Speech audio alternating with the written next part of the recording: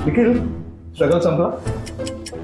Shit, मी खूप माती खाल्ली. माझ्या पहिल्या नाटकाचं म्युझिक तुम्ही केलंय, हे चुकीचं आहे. निखिल झोपे इज ही गोष्ट साताऱ्यामध्ये मला काही अफेअर करता आलं नाही, याचा अर्थ असा नाही की याच्या आधी मी खूप अफेअर्स करत होतो. तुझे प्रोमो आला होता एका शोचा, खूप छान प्रोमो तो गाजला, पण तो शो नाही आला. छान Yes. गप्पा. एकदम छान. Yes yes yes. मुश्किल से मैं संभला था. हाय, मी धनंजय. डिजिटल माध्यम प्रेझेंट्स प्री टू पोस्ट या सेगमेंटमध्ये तुम्ही सगळ्यांचं स्वागत करतोय. सेगमेंट म्हणजे फार प्री टू पोस्ट म्हटल्यावरती त्यात वेगवेगळ्या गप्पा गोष्टी तुम्हाला ऐकायला मिळतील, आधीच्या, नंतरच्या, ड्युरिंगच्या प्रोसेसच्या.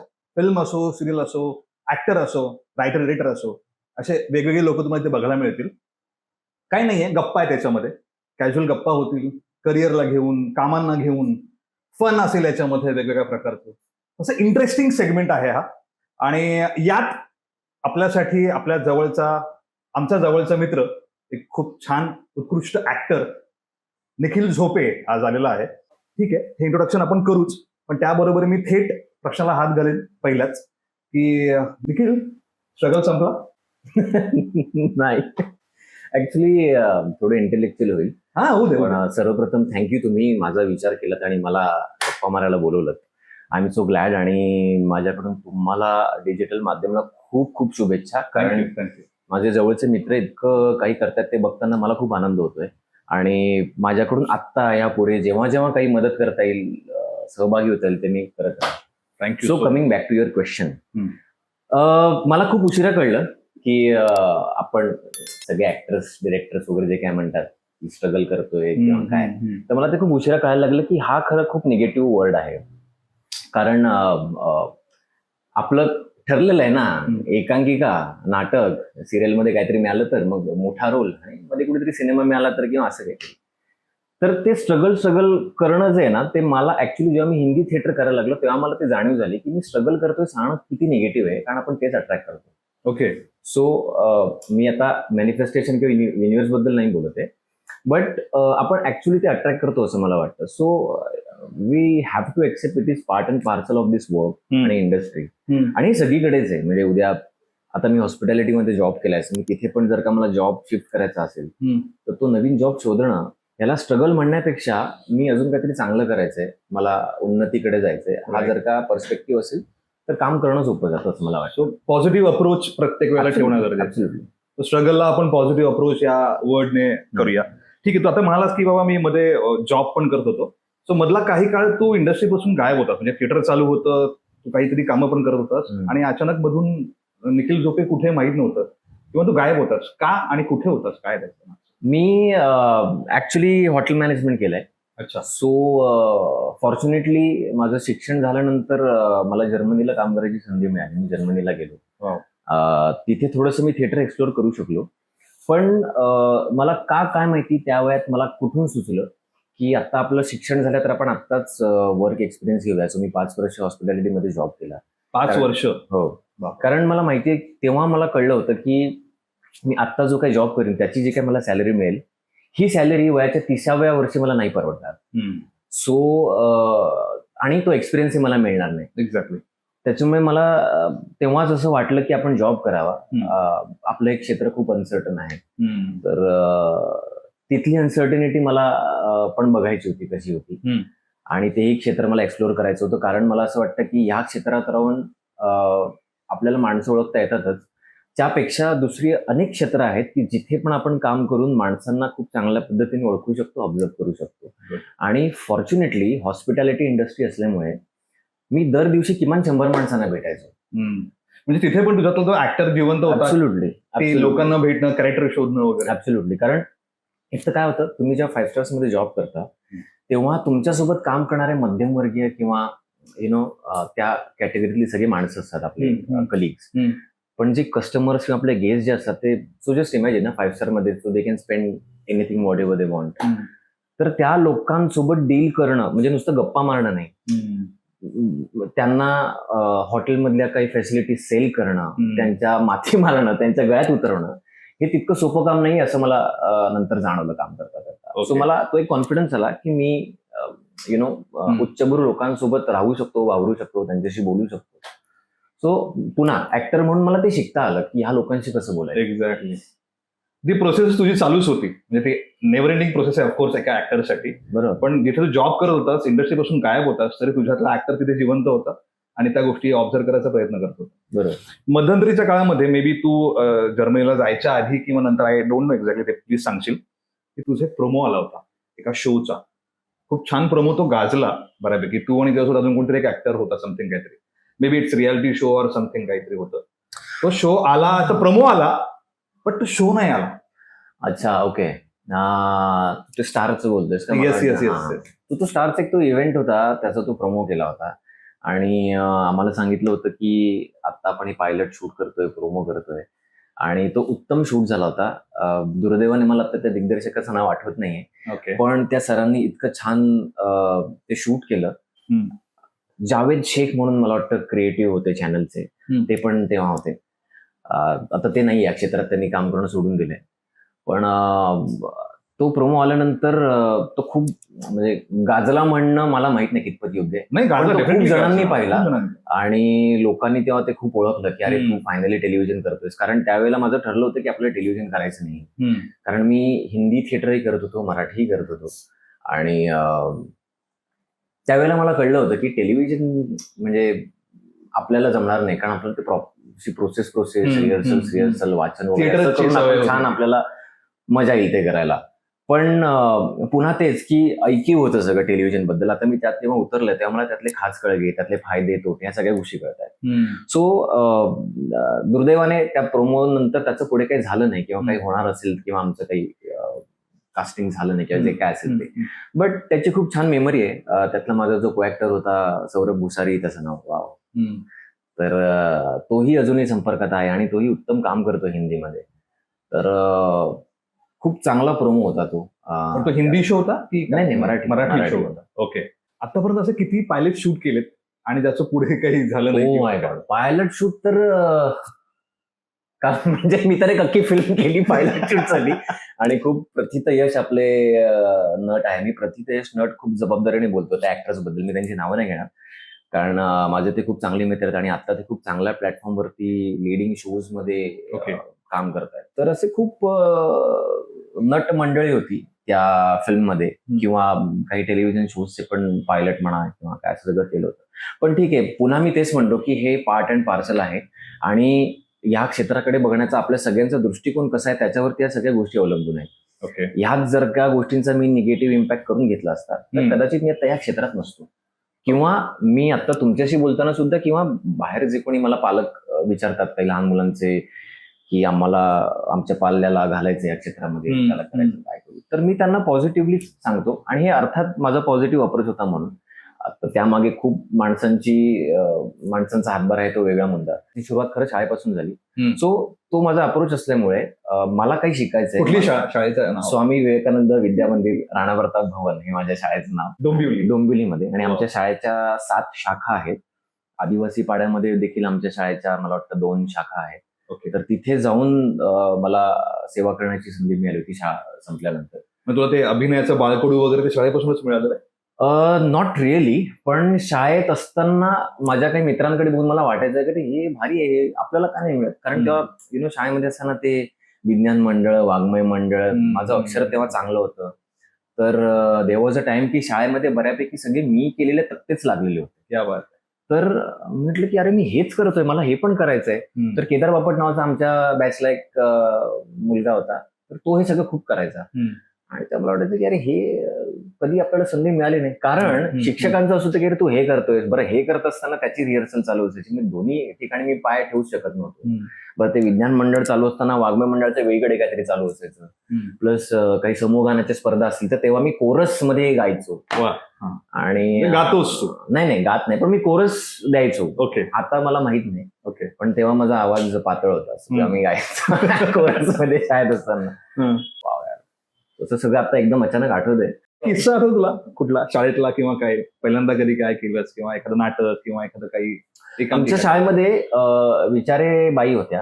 आता मी मराठी माध्यमातले असल्यामुळे बाई म्हणायला मला काहीच वाटत नाही आणि ते खूप वा. आदरपूर्वक आहे. शाळेत मला अजूनही काही शिक्षिका भेटल्या तर मी बाई लांबून हाक मारतो, कशात काय वगैरे विचारतो. तर विचारे बाई होत्या. 6वी-7वीची गोष्ट आहे आणि शिक्षक दिन होता. तर शिक्षक दिनाच्या दिवशी प्रत्येक वर्गातून कोणीतरी शिक्षक बनून दुसऱ्या वर्गामध्ये शिकवायला जातो, लेक्चर्स घेतो. आणि त्याच निमित्त मला वाटतं काही छोटी वर्गात त्या वर्गात काही नाटक वगैरे पण असं काहीतरी करायचं. तर ते एकदा मी शिक्षक बनून गेलो होतो. खूप अभ्यास करून कुठला तरी विषय शिकवायला गेलो होतो. सुदैवाने मी चांगल्या वर्गात शिकवायला गेलो होतो. मला त्याचं दडपण होतं.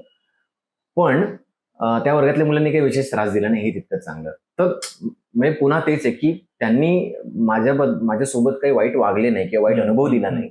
तर तो अनुभव माझ्या गाठीशी, त्याच्यामुळे मला तो कॉन्फिडन्स आला की मी हे करू शकतो. बेसिक बोलू शकतो हा अनुभव आला मला. ते नाटक एक वर्गातल्या वर्गात आम्ही छोटंसं केलं होतं आणि तेव्हा मला अजूनही आठवते आम्ही त्याचं जमिनीवर करत होतो आणि त्या विचारेबाई आमच्या बेंचवरती बसून बघत होत्या आणि त्यांनी कौतुक केलं होतं. कारण काय की माझा मोठा भाऊ पण माझ्याच शाळेत होता, जो माझ्यापेक्षा 2 बॅच मोठा होता. तर माझा मोठा भाऊ खूप अभ्यासू वगैरे असा फेमस होता आणि मी कल्चरलमध्ये काहीतरी करत असतो म्हणून फेमस होतो. पण मला सतत हेच सांगणं व्हायचं की तुझ्या भावाकडे बघ किती अभ्यास करतो. माझं मनातल्या मनात हेच सांगणं असायचं की पण त्याला हे विचारा ना, तो जे मी करतो ते करतो का. तर ते एक होतं. तर ते एक मला मेमरी आता आठवते विचारेबाईंची, की त्यांनी थोडंसं प्रोत्साहन दिलं होतं तेव्हा. तर सुरुवात शाळेपासून झाली तुझी या फील्डकडे, या क्षेत्राकडे बघण्यासाठी किंवा येण्यासाठी? ऍक्च्युली नाही, म्हणजे अजूनही. पण तेव्हा फक्त आपण हे करून बघूया का एवढंच होतं. ओके. सो शाळा संपल्यानंतर हे खरं मला असं वाटायला लागली की आपण हे करून करू शकतो. आणि करता करता जाणवलं काही वर्षांनी की या क्षेत्रात आपण कदाचित पैसे कमवण्याचं साधन म्हणून पाहू शकतो. ओके. पण तुला वाटतं का या इंडस्ट्रीमध्ये हेल्दी कॉम्पिटिशन आहे की काय, कसं आहे एकंदरीत? मी पुन्हा अजूनही म्हणेन की हेल्दी कॉम्पिटिशन आहे. कारण माझे अजूनही काही ऍक्टर मित्र आहेत ज्यांच्याशी मी जेव्हा बोलतो तेव्हा अर्थात आपण काही चुकीच्या गोष्टींबद्दल पण बोलतो. पण माझे काही जवळचे मित्र आहेत जे मला प्रोत्साहन देतात किंवा मी त्यांना प्रोत्साहन देतो. कारण बऱ्याच असं होतं की एका रोलचं ऑडिशन तुमच्याकडे आलेलं असतं आणि ते दोघांना एकत्र आलेलं असतं, म्हणजे 100 जणांकडे गेलेलं असतं, त्यात ते दोघं लेट्स से मित्र असतील. तू मला का नाही सांगितलंस किंवा मी तुला हे नाही सांगितलं. ही स्पर्धा असण्यापेक्षा त्या निरोपाचं पावित्र्य ठेवून प्रत्येकाने आपापली तयारी केलेली कधी उत्तम असते. आणि जेव्हा आपल्याला कळतं तर तेही स्पोर्टिंगली घेणं तितकं आवश्यक असतं. कारण जसं बाहेर कॉर्पोरेट्समध्ये जॉब ऑपॉर्च्युनिटीज जातात तेव्हा कित्येक माणसं जातात जॉब शोधायला. बरोबर. तिथे तुम्हाला तुमचे कदाचित क्लासमेट्स भेटतात, कॉलेजमेट्स भेटतात किंवा जुन्या ऑर्गनायझेशन मधले तुमचे कलिग्स भेटतात. तर त्यांची जी मानसिकता असते ती आपली असते आणि ती साहजिकच आहे. पण पुन्हा तेच आहे की तुम्हाला ग्रो करायचंय की तुम्हाला त्याच एनर्जीमध्ये राहायचंय, ते तुम्हाला ठरवणं गरजेचं आहे. एक प्रश्न मला असं पण वाटतो की विचारावा आता या आपल्या डिस्कशन मध्ये, की तू आता इतकी वर्ष काम करतोयस किंवा बघितलंयस, बरेचसे पायलट शूट करून झालेत, तुला वाटतं का इथे ग्रुपिझम चालतं? हो, आणि मला त्यात वाईटही काहीच वाटत नाही. ओके. कारण प्रत्येक जण आपल्या कम्फर्ट झोन मध्ये काम करतो. So there is a thin layer between these two things. Okay, groupism असणं आणि नसणं. तर ग्रुपिझम नाहीये. आपण जेव्हा असं म्हणतो तेव्हा आपण आपलं दालन अजून वाढवतो, आपल्या कक्षा रुंदावतो आपण अजून, आणि आपल्याला अजून जास्त एक्सप्लोर करता येतं. बरं, हे ग्रुप असतो तेव्हा करता येत नाही का? तर असं अजिबात नाही. तेव्हा तुम्ही सगळे एकत्र मिळून सगळेजण तीच एनर्जी एकत्र राहून वेगळं काहीतरी एक्सप्लोर करत असतात. त्याच्यामुळे माझं फॉर दॅट मॅटर नेपोटिझम पण माझं त्याबद्दल काहीच म्हणणं नाही. कारण सुदैवाने किंवा दुर्दैवाने आपल्या क्षेत्रामध्ये मीडिया जास्त प्रमाणात इन्व्हॉल्ड आहे. पण हेच जर का उद्या माझं जर का एखादं हॉटेल असेल तर मी अर्थात माझ्या मुलाला ते सांगायला देईल. बरोबर. सो हे खूप नॅचरल आहे आणि माझं त्याबद्दल काहीच वाईट मत किंवा गैरसमज नाहीये. पण त्यामुळे तुला कधी काही नुकसान किंवा अगेन प्लस तुला काम मिळालंय किंवा काम गेलंय असं कधी झालंय ग्रुपिझममुळे? बिकॉज हो, पण पुन्हा तेच आहे, हा ज्याचा त्याचा चॉईस आहे की त्यांना जर का वाटत असेल की त्या क्षणी त्यांच्या जवळची व्यक्ती त्या प्रोजेक्टमध्ये असणं इम्पॉर्टंट आहे आणि त्याने जर का ते फुलफिलमेंट होणार असेल त्यांची आणि त्याने जर का ते ग्रो होणार असेल तर तो चांगलाच विचार आहे. त्याच्यामुळे माझं त्याबद्दल ऍक्च्युली काही म्हणणं नाही. तेच विचारत होतो मी की फ्रस्ट्रेट झालास कधी? सुरुवातीला खूप फ्रस्ट्रेशन यायचं, पण अर्थात तेव्हा वयही तसं होतं आणि काही गोष्टींना कसं टॅकल करायचं कोणी समजवणारं नव्हतं सोबत या क्षेत्राच्या बाबतीत. कारण आमच्या घरातून या क्षेत्रामध्ये कोणीच नाही. माझ्या घरामध्ये सगळे डॉक्टर्स आहेत, इंजिनियर्स आहेत ओके. आणि मी एकमेव आहे जो या क्षेत्रामध्ये आहे. त्याच्यामुळे ना या आपल्या फील्डमधल्या गोष्टींशी कसं डील करायचं शिकवणारं कोणीच नव्हतं. परंतु काही व्यक्तींचं मार्गदर्शन असं लाभलं होतं ना की ज्याच्यामुळे आपल्या माइंडला कसं कंट्रोल करावं, काही बाबतीत आपण कितपत सजग असावं, कसं असावं हे शिकायला मिळालं मला. म्हणजे मी अगदी नावं घेऊन सांगू शकतो. सर्वप्रथम शिवशाहीर बाबासाहेब पुरंदरे, त्यानंतर आमच्या शाळेतल्या डोकेबाई आणि माझे आध्यात्मिक गुरु आहेत गणेश योगिनी परमपूज्य सद्गुरू सौ संध्याताई अमृते. तर लहानपणापासून त्यांचं मार्गदर्शन लाभलं आणि तो एक थोडा स्पिरिच्युअल जर्नी पण लहानपणापासून असल्यामुळे थोडंसं मी असं म्हणू शकतो की त्या शक्तीने किंवा त्या शिकवणीमुळे माझी बुद्धी मला जरा जागेवर ठेवता आली. त्यांच्यामुळे मला शिस्त मिळाली, बाबासाहेब पुरंदरेमुळे मला शिस्त मिळाली आणि डोकेबाईंमुळे म्हणजे त्या मुळात कलाकारच होता आहेत, जरी शिक्षिका असल्या तरी त्या मला ड्रॉइंग शिकवायच्या शाळेत.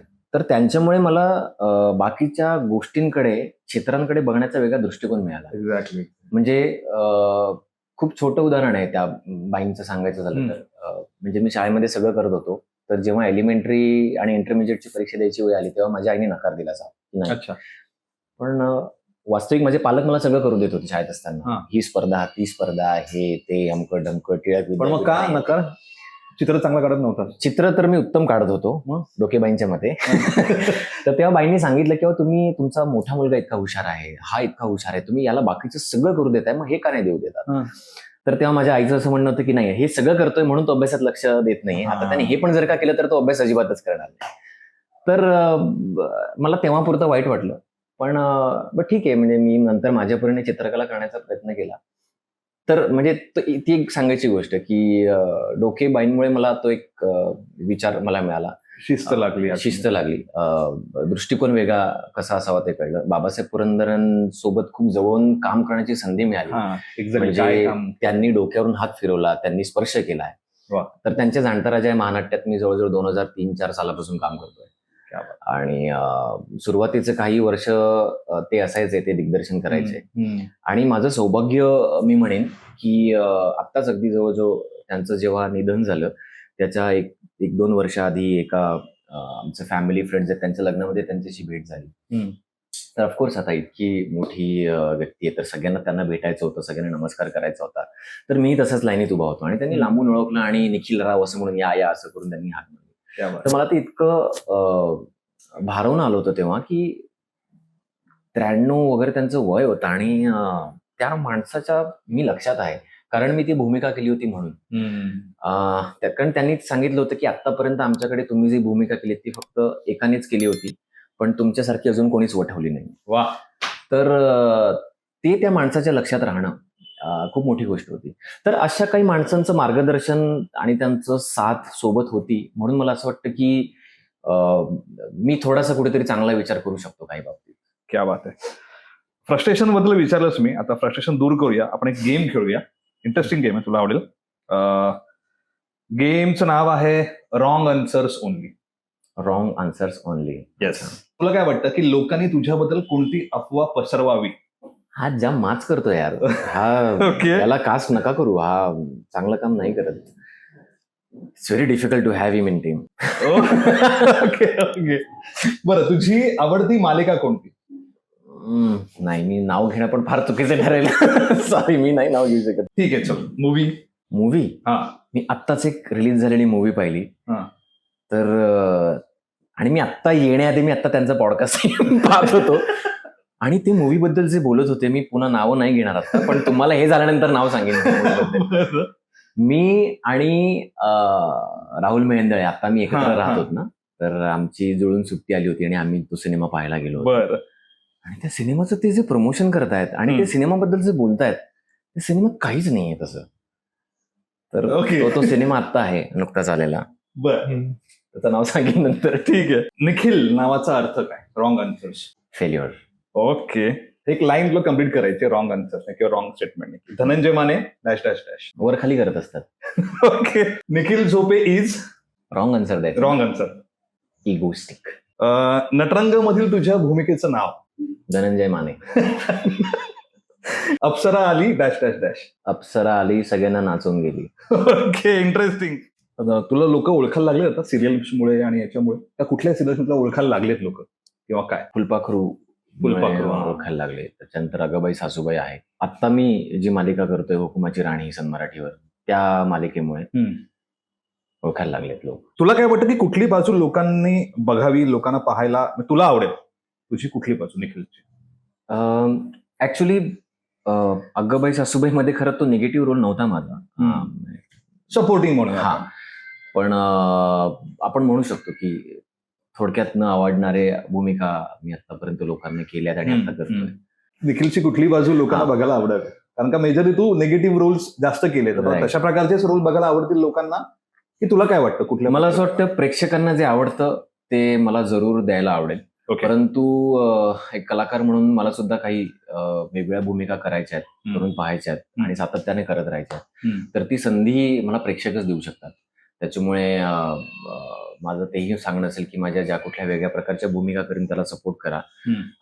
जे दिग्दर्शक, तंत्रज्ञ, प्रोड्युसर्स आहेत त्यांनीही माझ्यावर विश्वास ठेवून मला काही भूमिका द्याव्यात, करू द्याव्यात, हेच मी सांगेन लोकांना.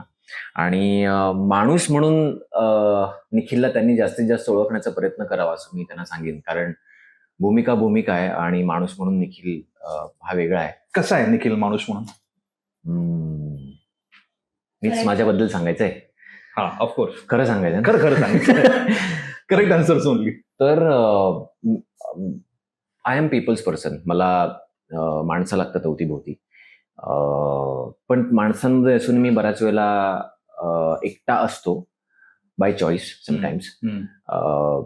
कारण वेगवेगळ्या माणसांबरोबर खरं तर मी आधी खूप फिरलोय. म्हणजे मी ट्रेकिंग करायचो. अरे वा. किंवा लाईव्ह शोज करत असताना किंवा नाटकाचे दौरे असताना, म्हणजे कलकत्ता, चेन्नई, गुडगाव, दिल्ली अशा ठिकाणी फिरत असताना ट्रेनमधून प्रवास करायचो. तर स्ट्रेंजर्सना भेटला यायचं, त्यांच्याशी मैत्री व्हायची. दुर्दैवाने तेव्हा सोशल मीडिया नव्हतं हे सगळं करत असताना. पण म्हणजे ती माणसं अजूनही स्मरणात आहेत. काही व्यक्ती संपर्कात आहेत. अनुभव अजूनही आहे तुझ्या. आणि त्यानिमित्ताने ती जर्नी आणि त्या जर्नीनंतर झालेला तो प्रयोग, ज्या कामासाठी गेलो होतो, तर ते सगळं इतकं इंटरलिंक्ड आहे ना. कारण तुमचा प्रवास तुमचं अंतिम ध्येयाकडे तुम्हाला तिथे घेऊन जातं आणि ते ध्येय तुमचं छान साध्य होतं. तर त्या प्रवासाला खूप जास्त महत्व आहे. तर हे मला शिकायला मिळालं. सो निखिल असा आहे. निखिल असा आहे, त्याला एक्सप्लोर करायला खूप आवडतं. माणसांना, वस्तूंना, गोष्टींना, ठिकाणांना, खाऊला. खाऊ. हो, मी प्युअर व्हेजिटेरियन आहे ऍक्च्युली. ओके. पण मला वेगवेगळं खाणं, खाद्य संस्कृती एक्सप्लोर करायला खूप आवडते. काय फेवरेट डिश? फेवरेट डिश असं विचारशील तर मला जेवायला भाजी पोळीच लागते. पण मला सँडविचेस आवडतात कधी कधी. डाळ खिचडी आवडते. क्या बात आहे. पण मी एक्सप्लोर, पुन्हा तेच की मी सगळं एक्सप्लोर करायला मला आवडतं. मला दही भात आवडतो. पण जे काही एक्सप्लोर करता येईल ते मला अजूनही करायचं आहे. प्रोडक्शनने प्लीज नोंद घ्यावी या सगळ्याची. मला म्हणजे सांगावं लागतं की मी व्हेजिटेरियन आहे. ओके. तर प्लीज व्हेज सांगा माझ्यासाठी काहीतरी. तसं बऱ्याच वेळेला होतं, मग माझ्यासाठी काहीतरी वेगळं ऑर्डर केलं जातं असं. ओके. मगाशी तू नाव घेतलंस की अगं सासूबाई नाव सिरियलचं. सो अगबाई सासूबाई, सॉरी. तर त्या सिरियलचा एक्सपिरियन्स तुझा कसा होता किंवा तिकडच्या कलाकारांसोबतचा एक्सपिरियन्स तुझा कसा होता? कोण कोण त्यामध्ये होतं आणि काय तुझं त्यांच्यासोबत ट्युनिंग कसं जुळलं किंवा काय? अजय मयेकर सर होते तिकडे. मला माहित नव्हतं की अजय मयेकर सारखा माणूस ती मालिका दिग्दर्शन करणार. माझं कास्टिंग झालं तेव्हा. खूप चांगल्या आणि अभ्यासू कलाकारांसोबत मला तिथे काम करण्याची संधी मिळाली. निवेदिता सराफ मॅम होत्या. तर त्यांचा मुलगा ऍक्च्युली माझा मित्र होता. आता आमचा संपर्क कमी आहे, पण म्हणजे ते पण एक अनिकेत सुद्धा एक माध्यम झाला आम्हाला चांगलं कनेक्ट व्हायला. तर निवेदिता काकूंशी छान बोलता यायचं, त्या त्यांचे अनुभव शेअर करायच्या. बरं, त्या सगळ्यांना सेटवरती जेवण वाढायच्या आणि शी यूज टू मेक शुअर की मी नॉनव्हेज खात नाहीये, तर त्या काहीतरी व्हेज एखाद वेळेस बनवून आणतील किंवा नॉनव्हेज जर का असेल तर सगळं बाजूला ठेवतील आणि व्हेजचं बाजूला ठेवतील. तेजश्री प्रधान होती, तिच्याशी खूप चांगली मैत्री झाली होती आणि we use to talk about साहित्य म्हणा किंवा लेखक म्हणा किंवा कामाबद्दल किंवा इंटेलेक्च्युअल टॉक असं आमचं सगळं असायचं. आशुतोष पत्की होता, बबड्या हा. तर आशू सोबत माझं खूप चांगलं बॉन्डिंग झालं. आमची खूप चांगली मैत्री आहे आणि आम्ही अजूनही संपर्कात आहोत. आम्ही अजूनही खूप खूप वेळ बोलतो. म्हणजे आम्ही कमी वेळा बोलतो, पण जेव्हा केव्हा आम्ही बोलतो ते आमचं जवळजवळ 1-1.5-2 तास असा आमचा लॉंग कॉल होता. तर कशाबद्दल बोलता एवढं तुम्ही? आम्ही ओव्हरऑल कामाबद्दल कमी बोलतो. ओके. पण तुला हे माहितीये का कसं आहे, ते माहितीये का कसं आहे. आता तो स्वतः आयुष्यात दुसऱ्या काही गोष्टी पण एक्सप्लोर करतोय, तर तो त्याबद्दल माझ्याशी बोलत असतो. बाबांना भेटलायस त्याच्या? हो, आशूच्या घरी मी जायचो. ओके. आणि अशोक काका असायचे आणि इतक्या मोठ्या व्यक्तीसमोर जायचे आणि खूप एम्बॅरेसिंग अनुभव आहे माझा. ऍक्च्युली मी पहिल्यांदा गेलो तेव्हा. प्लीज सांग. ओके, तर मी असंच गेलो होतो. आम्ही काहीतरी करायचं असं आमचं चालू होतं डोक्यामध्ये.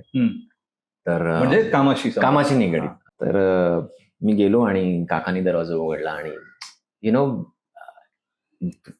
ज्या माणसाला तुम्ही लहानपणापासून पाहिलंय आणि इतकी मोठी ती व्यक्ती आहे, इतकं काम करून ठेवलंय की त्यांना त्यांचं काम आठवत नाही, इतकं त्यांनी काम केलंय.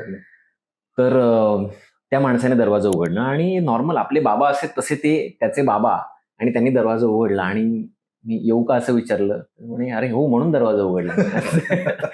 आणि मी आलो आणि मी ओळख करून दिली. ते म्हणाले मला माहिती आहे, मी मालिका पाहतो, चांगलं काम करतो सर, असं ते म्हणाले. आणि मध्ये सगळं आमचं झालं, गप्पा गोष्टी वगैरे सगळ्या झाल्या. आणि मग मी जाताना मला असं राहवलं नाही.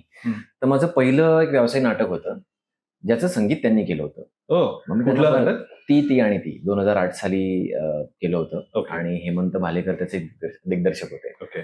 तर त्याचं म्युझिक अशोक काकांनी केलं होतं. तर मी त्यांना सांगितलं की म्हटलं काका तुम्हाला एक सांगायचं होतं, तुम्हाला माहितीये का माझ्या पहिल्या नाटकाचं म्युझिक तुम्ही केलं होतं. आणि असं सांगितल्यानंतर मी एकदम हे झालो. आणि माझ्याकडे तेजश्री आहे, आमची एक मैत्रीण होती अश्विनी कासार पण, आणि सगळीच असे माझ्याकडे बघत होते. म्हटलं की शिट, मी खूप माती खाल्ली. माझ्या पहिल्या नाटकाचं म्युझिक तुम्ही केलंय, हे चुकीचं आहे. तुम्ही संगीत दिलेलं एका नाटकामध्ये मी काम केलं हे सांगणं खरं अपेक्षित होतं. तर ते असं गेलं. आणि काका बोलले हो कुठलं, म्हटलं ते असं हो का, ओके. पण मला नंतर आशूने सांगितलं की अरे बरं झालं तू सांगितलंस, हे मलाही माहित नव्हतं. आणि बाबांनी इतकं काम केलं ना की त्यांच्याकडे नोंद नाही आहे बऱ्याच कामाची. तू बरं झालं सांगितलंस की स्वतः त्यांच्या ते मेमरीमध्ये राहील. सो असा तो अनुभव होता. आणि आशूची आई तर म्हणजे त्या घरी गेल्यानंतर जेवल्याशिवाय सोडत नाहीत कधी. तुम्ही घरी गेलात की त्या जेवण बनवतात आणि तुम्हाला खाऊ घालतात. सो इतका छान अनुभव होता माझा. म्हणजे इतके चांगले सहकलाकार मला मिळाले तिकडे आणि अजूनही संपर्कात आहेत फॉर्च्युनेटली. क्या बात, गुड. सो तू मगाशी म्हणाला की तू पीपल पर्सन आहे, तुला आवडतं लोकांमध्ये असायला नाही. सो तुझ्या लहानपणीचे मित्र, शाळेतले मित्र असतील किंवा तुझ्या बिल्डिंग मधले मित्र असतील किंवा कोणी वगैरे, त्यांना कसं वाटतं तुझ्याबद्दल आता तुझं प्रवास बघून किंवा तुझं आता जे काही चालू आहे सगळं ते बघून त्यांना कसं वाटतं? तुला काही बोलतात, सांगतात फीडबॅक? आता आमची फार भेट होत नाही, पण सुदैवाने सोशल मीडियामुळे काही जण संपर्कात आहेत. आणि मी आता नेमका कामानिमित्त डोंबिवलीत पण नाहीये. तर जेव्हा केव्हा येतो, अगदीच रस्त्यात कोणी पाहिलं भेटलं वगैरे तर ते बोलतात. आणि छान वाटतं त्यांना ज्या पद्धतीने प्रगती करतोय. मला थोडेसे आशीर्वाद मिळतात आणि थोडी अजून स्फूर्ती येते काम करायला. तू मगाशी सांगितलं सुरुवातीला की तू जर्मनीत होतास कामानिमित्त, हॉटेल मॅनेजमेंटच्या, आणि ते थिएटर पण तू एक्सप्लोर केलंस, म्हणजे काम केलं, शिकलास, आणि त्याचा इकडच्या थिएटरचा काही कनेक्शन आहे किंवा तिकडे कशी प्रोसेस होती, काय होतं? तिकडचं थिएटर वेगळं पूर्ण? तिकडचं थिएटर म्हणजे ऑब्व्हियसली ब्रॉडवे आहे तिकडे. मी तिकडे जॉब करतो एका हॉटेलमध्ये, माझा कॉन्ट्रॅक्ट विजा होता हॉटेलसोबत. तर तिथून कळलं की एका अशा म्युझिकलच्या ऑडिशन्स आहेत, ओपन ऑडिशन्स. तर मी गेलो तर खूपच माणसं होती तिकडे ऑडिशन्सला आलेली. मी म्हटलं काय करायचं, म्हटलं चल अनुभव म्हणून घेऊया. हा अनुभव सांगेन काहीतरी इंडियात गेल्यानंतर मित्रांना वगैरे कधीतरी, जो ऍक्च्युली कामाला आला मला. हो, आजच्या पण दिवशी काम येतोय. हा अनुभव सांगू शकतो मी. तर मी गेलो ऑडिशन मध्ये, खूप तास उभा होतो. आणि मग ते ऑडिशन्स त्यांनी घेतल्या, त्यांनी काय काय करायला सांगितलं स्वतःच.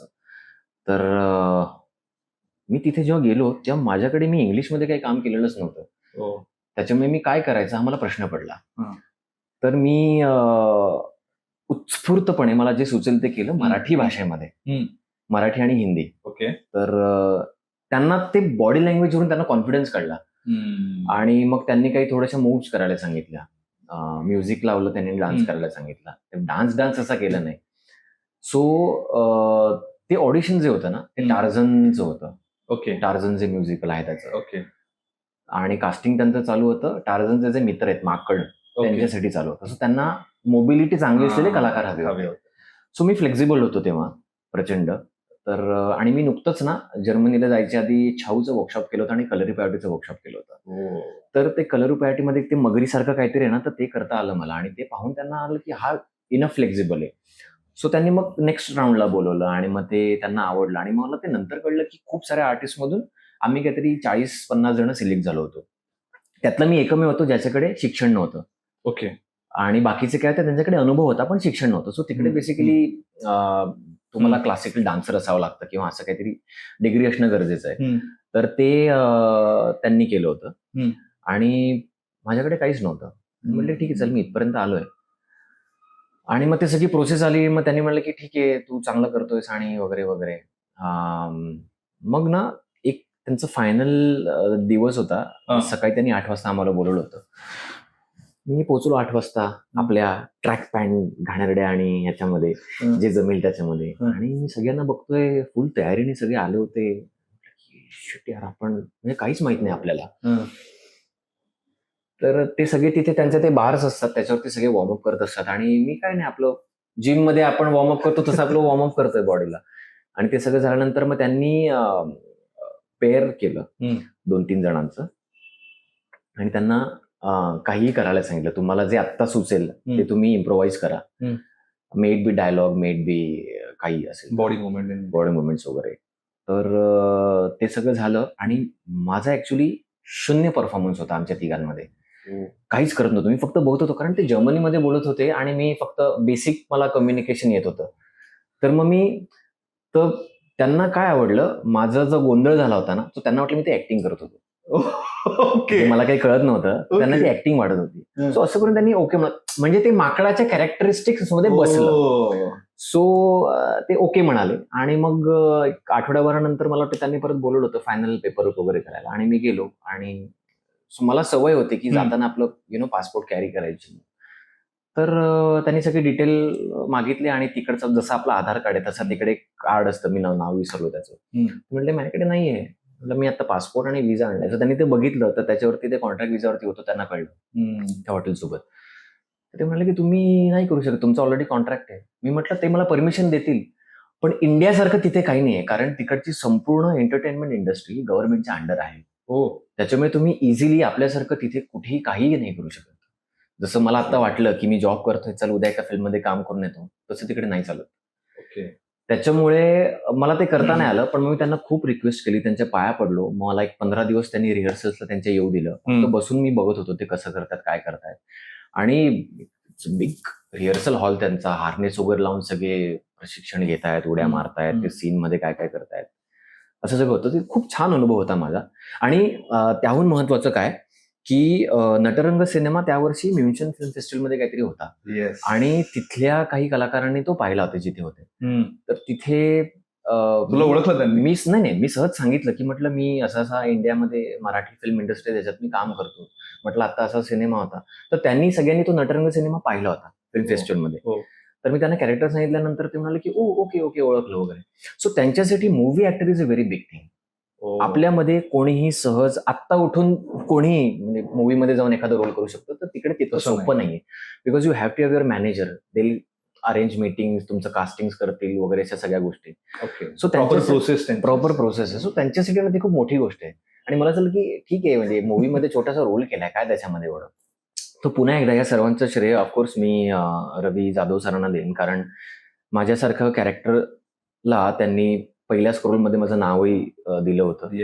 आणि सो थँक्स टू हिम. खूप भारी वाटलं होतं. मी थिएटरला बघितलं होतं, मला आठवतं सिनेमा. आणि तू दिसलास प्रचंड जे काही डोंबिवलीकर सगळे होते त्यांना ते खूप प्राऊड फिलिंग होतं की अरे डोंबिवलीचा एक मुलगा आपल्या मराठी सिनेमात आणि इतक्या मोठ्या सिनेमात दिसतोय. छान भारी होतं ती एनर्जी.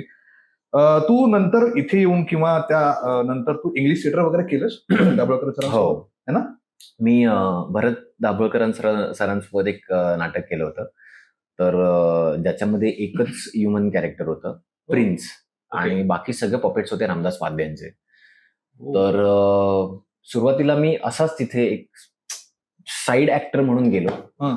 आणि ज्यांना पपेट्स हँडल करायचे होते वगैरे काय काय काय. पण नंतर तिथे कळलं की तिथे असं करणारं कोणीच नाही. फाईट्स वगैरे करायचं होतं सगळं पपेट सोबत. मोठा स्नेक होता, एक जायंट विच होती, तिच्यासोबत फाईट सिक्वेन्स वगैरे करायचे होते. तर मयूर वैद्य तिथे होता कोरिओग्राफर. तर मयूरची सगळी ती कोरिओग्राफी आणि फाईट सिक्वेन्स होते. तर आम्ही जवळजवळ 15-20 दिवस आम्ही रिहर्सल्स करतो आणि तो प्रिन्स काही त्यांना सापडत नव्हता माझ्या मते. आणि मला काय माहिती कुठून करेज आलं. मी विचारलं की म्हटलं सर हे काय आहे, कोण आहे वगैरे, मी करू का? हा कर. सो रिहर्सल्सला उभा राहिलो. रामदास काकांनी सुद्धा थोडं प्रमोट केलं. ओके. सत्यजितने थोडं प्रमोट केलं. म्हणाले की हा ठीक आहे, कर, तूच कर मग. सो असं करून मग ते प्रिन्सचं कॅरेक्टर मी करायला लागलो. तर बरंच सरांसोबत काम करण्याची संधी मिळाली आणि तो माणूस अजूनही संपर्कात आहे आणि ते अजूनही कधी भेटले की छान बोलतात. ओके. तर खूप छान मेमरी मला या क्षेत्रातल्या लोकांनी दिली आहे. त्याच्यामुळे असं काहीच नाही की मी वाईट विचार करेन. क्या बात आहे, ग्रेट. अजून एक थोडासा आपण फन आणि गेम खेळूया आपण तुझ्यासोबत. सो तो गेम असा आहे की स्टोरीज आपण क्रिएट करायच्या. आम्ही तुला काही वर्ड्स देऊ, त्या वर्ड्सला घेऊन तुला स्टोरी क्रिएट करायची, जनरेट करायची बेसिकली. सो त्या शब्दाशी निगडीत एक गोष्ट तयार करायची मला. सो क्रिएटिव्हिटी आहे ना, आपण क्रिएटिव्ह माणूस आपण करू शकतो असं वाटतं. ओके, तर गोष्टीला सुरुवात करूया आपण गेमला आपल्या. लाईन अशी आहे की मी साताऱ्यात राहायला गेलो आणि मी साताऱ्यात राहायला गेलो आणि मला कळलं की अरे सातारा खूप चांगलं शहर आहे. कारण साताऱ्यामध्ये ऑलरेडी 2 शो करून झाले होते, हा 3रा शो करतोय. पण ह्या शोच्या निमित्ताने मला सातारा खूप जास्त एक्सप्लोर करता येतंय. अफेअर साताऱ्यामध्ये मला काही अफेअर करता आलं नाही. याचा अर्थ असा नाही की याच्यात मी खूप अफेअर्स करत होतो. पण ओव्हरऑल सगळ्यांना असं वाटतं की निखिल झोपेचे खूप अफेअर्स आहेत किंवा झाले असावेत शेतात. तर अफेअर केलंच नाही, त्याच्यामुळे शेतात जाता झालेलं आहे. पण साताऱ्यामध्ये खूप शेती आहे आणि जेव्हा मी सेटवर जातो तेव्हा खूप शेत पाहायला मिळतं. शेतातून ससे वगैरे दिसतात, म्हातारा खूप ससे दिसतात. आणि जेव्हा शूटिंग करून परत येत असतो तेव्हा बरेच सारे म्हातारे जे शेतात काम करणारे राबणारे माणसं असतात ते आपापले सगळं घेऊन सामान परत जात असतात. कधी जमलं तर मी त्यांना लिफ्ट देतो हायवेपर्यंत. मजा येते. कंदी पेढे. आणि त्या माणसांना सोडल्यानंतर कधी कधी असं वाटलं की अरे गोड खायचंय, काय खावं. कारण साताऱ्यामध्ये अनफॉर्च्युनेटली आपल्याकडे जे स्वीट्स मिळतात तसे नाहीत. पण कंदी पेढे तिथे हायवेला खूप दुकान आहेत. मग मी आता कंदी पेढे घेऊन येतो. आणि काल मी कंदी पेढ्याचं 1 किलोचं पॅकेट घेऊन आलो. हुकुमाची राणी ही या मालिकेत मी आता काम करतोय. तर हुकुमाची राणी ही मालिका मला मिळण्यासाठी श्रेय सन मराठीचं आहे. कारण त्यांनी रेकमेंड केलं होतं प्रोडक्शनला आणि प्रोडक्शनने मला आमच्या 100व्या पार्टीमध्ये सांगितलं, आमच्या प्रोड्युसर श्वेता शिंदे आणि खांबे सरांनी, की अरे फक्त तुझ्याकडून हो येणं बाकी होतं. कारण हुकुमाची राणी ही मालिका जी आहे आता तिने जवळजवळ 450 मला वाटतं किंवा 425 भागांचा टप्पा पार केला आहे. तर मला आनंद आणि मजा येते हुकुमाची राणी ही या मालिकेत काम करताना. इंटरेस्टिंग. क्या बात आहे, क्या बात आहे. मजा आली. खूप भारी गोष्ट सांगितलीस. या गोष्टीवरती राईट्स कोणाचे? या गोष्टीवरती राईट्स माझेच आहेत, पण कॉन्सेप्ट तुमची आहे. त्याच्यामुळे इक्वली आपल्या दोघांचे राईट्स आहेत. एक थोडासा मे बी इमोशनल प्रश्न असू शकतो हा. आणि या सगळ्या प्रवासात तुला असं कोण आहे ज्याला थँक्स म्हणायचं राहून गेलंय? ऍक्च्युली नाही, कारण मी वेळोवेळी व्यक्त होण्याचा प्रयत्न करतो. पण आत्ताच्या निमित्ताने मला असं खूप वाटतंय की पुन्हा एकदा ती खूप मोठी व्यक्ती होती, शिवशाहीर बाबासाहेब पुरंदरे. त्यांच्या अंत्यविधीला मला जाता नाही आलं. पण मी मनोमन त्यांना आधीपासून आणि अजूनही मी मनातल्या मनात थँक्स म्हणत असतो की त्या माणसामुळे मला शिस्त काय असते, शिस्तबद्ध कसं राहावं, जगाला काही वाटून देत, जग इकडचं तिकडे होऊन देत, पण वेळ पाळणं आणि शिस्तीत राहणं किती गरजेचं आहे हे त्या माणसामुळे शिकता आलं आणि ते आज तागायत आहे. तर आता या माध्यमातून त्यांना पुन्हा एकदा थँक्यू, तो कॉन्फिडन्स आणि ते शिक्षण दिल्याबद्दल. शिक्षणावरून आठवलं की शिक्षकांना भेटल्या शाळेतल्या इतक्यात? हो, आमच्या म्हस्करबाई होत्या शाळेमध्ये ऍक्च्युली, ज्यांच्यामुळे माझं इंग्लिश खरंच चांगलं झालंय.